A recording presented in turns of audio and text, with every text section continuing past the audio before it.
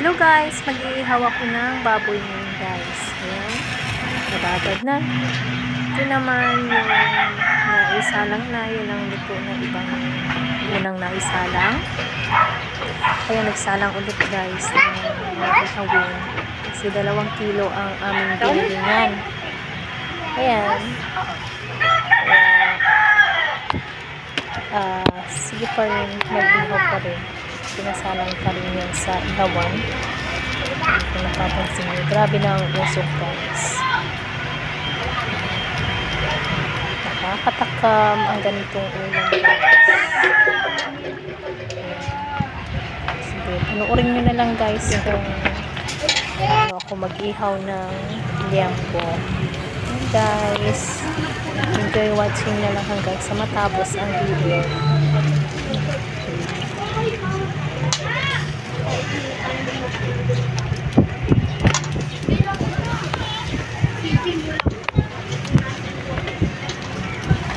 Ayan, nagpa-brush ako dyan ng sauce para hindi siya matuyo.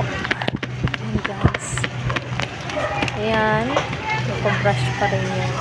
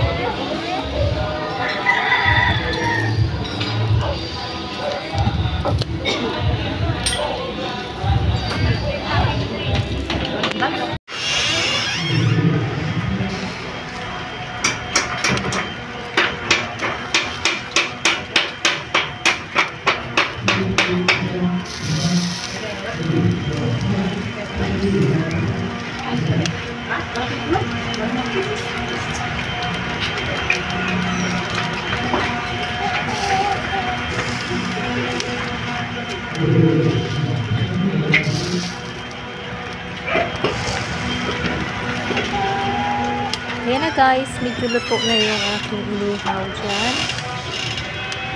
Ayan. Ayan, grabe yung usok. Ayan. Ito sa party na to guys, medyo luto na yung iba dyan.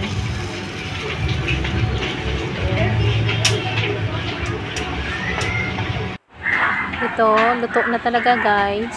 Nailagay na yan sa kahawali. Guys. Ayan, luto na po lahat yan. Tinanggal ko na. At dito sa party naman na ito ay hiniwa ko na guys. Salamat sa panonood guys. God bless. Ingat po tayong lahat.